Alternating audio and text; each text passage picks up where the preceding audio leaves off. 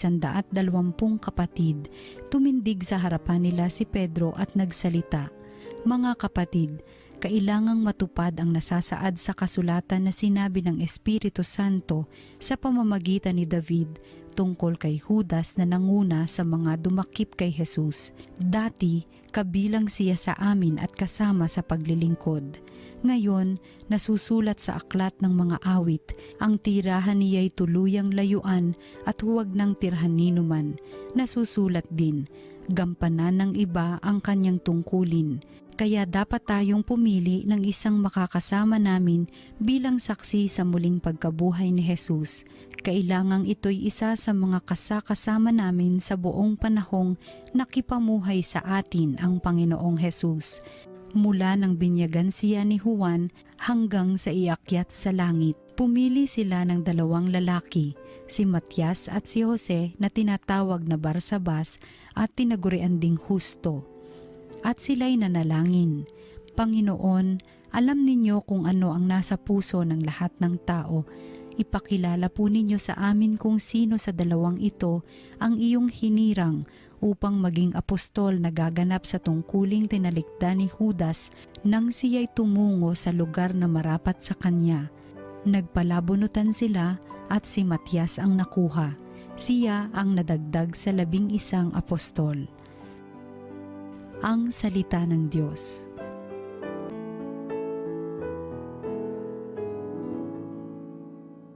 Hinirang ng Diyos ay dinangal sa piling ng mga banal. Dapat na magpuri ang mga alipin, ang ngalan ng poon ay dapat purihin, ang kanyang pangalan ay papurihan, magmula ngayo't magpakailanman. Hinirang ng Diyos ay dinangal sa piling ng mga banal. Buhat sa silangan hanggang sa kanluran, ang ngalan ng poon pupurihing tunay. Siya'y naghahari sa lahat ng bansa, lampas pa sa langit ang pagkadakila. Hinirang ng Diyos ay dinangal sa piling ng mga banal. Walang makatulad ang Panginoong Diyos na sa kalangitan doon naluluklok. Buhat sa itaas siya'y tumutunghay, ang lupa at langit kanyang minamasdan. Hinirang ng Diyos ay dinangal sa piling ng mga banal. Mula sa alabok ang mga mahirap, sa pagkalugami ay itinataas, sa mga prinsipe ay isinasama, nagiging prinsipe ang mga lingkod niya. Hinirang ng Diyos ay dinangal sa piling ng mga banal. Ang mabuting balita ng Panginoon ayon kay San Juan. Noong panahong iyon, sinabi ni Jesus sa kanyang mga alagad, "Kung paanong iniibig ako ng Ama, gayon din naman iniibig ko kayo. Manatili kayo sa aking pag-ibig. Kung tinutupad ninyo ang aking mga utos, mananatili kayo sa aking pag-ibig. Tulad ko, tinutupad ko ang mga utos ng aking Ama at ako'y nananatili sa kanyang pag-ibig. Sinabi ko sa inyo ang mga bagay na ito upang makahati kayo sa kagalakan ko at malubos ang inyong kagalakan. Ito ang aking utos. Mag-ibigan kayo gaya ng pag-ibig ko sa inyo. Walang pag-ibig na hihigit pa sa pag-ibig ng isang taong nag-aalay ng kanyang buhay para sa kanyang mga kaibigan. Kayo'y mga kaibigan ko kung tinutupad ninyo ang mga utos ko. Hindi ko na kayo inaaring alipin, sapagkat hindi alam ng alipin ang ginagawa ng kanyang Panginoon. Sa halip, inaari ko kayong mga kaibigan sapagkat sinabi ko sa inyo ang lahat ng narinig ko sa aking Ama. Hindi kayo ang pumili sa akin, ako ang pumili at humirang sa inyo upang kayo'y humayo at mamunga at manatili ang inyong bunga. Sa gayon, ang anumang hingi ninyo sa Ama sa aking pangalan ay ipagkakaloob sa inyo. Ito ang iniuutos ko sa inyo, mag-ibigan kayo. Ang mabuting balita ng Panginoon. Pinupuri ka namin, Panginoong Hesukristo. Ito po si Father J.D. Zaldivar ng Archdiocese of Manila. Pagnilayan na po natin ngayon ang salita ng Diyos, salita ng buhay. Mga kapatid, na yung araw pong ito ay ginugunita natin ang kabanalan ni Apostol San Matias. Si Apostol San Matias po ay may kakaibang kwento. At ang kanyang kwento ay matatagpuan sa chapter 1 ng Aklat na mga Gawa ng mga Apostol, or the Acts of the Apostles. Si San Matias po ay ang nahirang ng mga apostol upang pumuno sa kawalan na ginawa ni Judas. Alam naman natin ang ginawa ni Judas. Nagtaksil siya sa Panginoon. Tinatwa niya ang Panginoon. Binenta niya ang Panginoon. At iniwan niya ang kanilang pangkat, ang pangkat ng mga apostol. At dahil sa nangyaring ito, nagkukulang na ngayon ang 12. 11 na lang sila. At para matupad ang kalooban ng Espiritu Santo, kinailangan ng may pupuno sa puwesto na iniwan ni Judas. At pagkatapos ng pagdarasal at palabunutan, nauwi ang pwestong ito kay San Matias.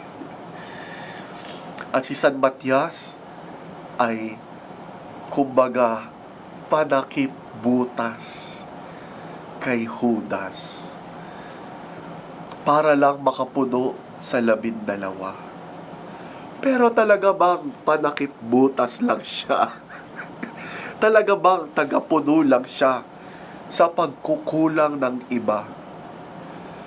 Napakaganda at napakalinaw ng naging pamantayan ng mga apostol sa pagpipili ng kung sino ang dapat pumuno sa naiwang pwesto.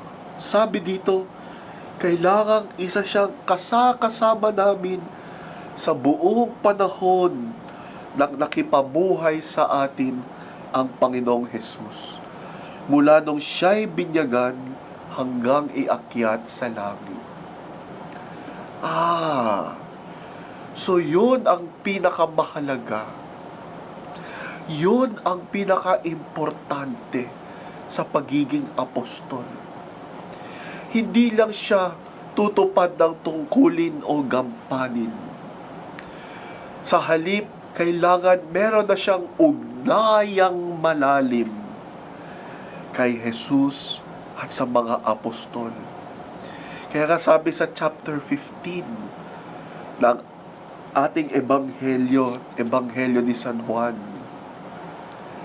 hinirang tayo ni Jesus, hindi para maging mga alipin, kundi upang maging mga kaibigan. Si San Matias ay hindi lang panakip butas. Siya ay tunay na kaibigan ni Jesus at ng mga apostol. Pinili siya ng Espiritu Santo dahil alam ng Diyos ang pagmamahal sa kanyang puso. Hindi siya panakip butas lang. Siya ay tunay at matalik na kaibigan. And that's what the apostle is. Apostles do not merely serve a function. Apostles live out a relation. It's not a function, but a relation. Si Matias ay pumupuno ng ugnayan. Hindi trabaho lang. Hindi alipin, kundi kaibigan.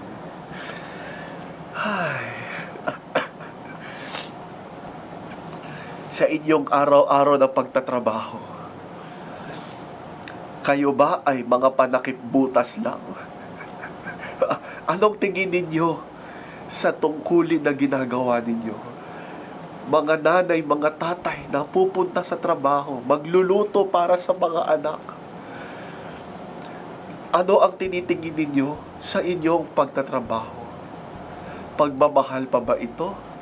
O baka naman ang tingin nyo na ay parang panakip butas lang kayo, tumutupad ng isang function ng isang kakulangan sa bahay.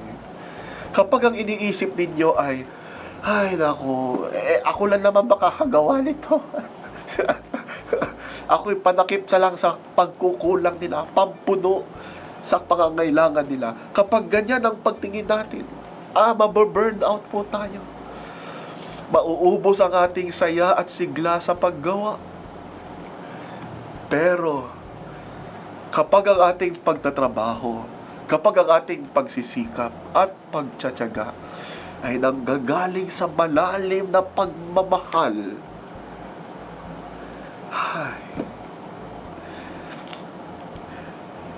alam natin hindi tayo basta alipin lamang, hindi tayo manggagawa lamang, kundi tunay na mga kaibigan. At ang ating paggawa, magkakaroon ng saya at sigla, sigasig at pagsisipag. Meron po ako narinig na kwento nung ako ay nag-labor exposure. Merong isang mama na nasa construction. Matagal na rin siya sa construction. At minsan may tumabi sa kanyang baguhan sa trabaho ng construction. At yung baguhan na ito, palibhasa bago pa lang siya, hindi siya sanay sa trabaho, ay umaayaw sa kanilang ginagawa. Tinatamad, gusto mag-petiks-petiks. At napakahirap ang kanyang pagtingin sa kanyang ginagawa. Gayong pareho lamang ang trabaho nila nung isa. Yung isa ang sigla-sigla, ang siga-sigasig, ang sipag-sipag. Pero siya, akala mo, pagod na. Samantalang pareho lang ang ginagawa nila. Kaya nung minsan, tinanong niya yung mas masaya at masigla. At sinabi niya, natutuwa po ko sa inyo kasi ang lakas-lakas ninyo. Pareho lang naman po ang ginagawa natin. Magkasing bigat, magkasing hirap. Pero mas matanda pa kayo sa akin, pero ang lakas-lakas nyo pa. Ano pong sikreto ninyo? Saan po kayo gumagamit na kumukuha ng lakas? No? Anong energy drink po ang ginagamit nyo para maging malakas ang katawan ninyo sa paggawa rito? At sabi nung mas matanda na construction, nako, iho, kinuha niya yung pala, naghukay siya ng konting semento at nilipat sa kung dapat saan ililipat. Sabi niya, itong paglilipat na ito, para yan sa ballpen ng panganay ko. Ito naman, para yan sa baon niya. Ito naman, para sa pamasahe niya. Itong lahat, makakapagtapos siya. Lahat ng ito, para sa kanila. Ikaw, iho, baka naman yung pagtatrabaho mo para lang sa sarili mo.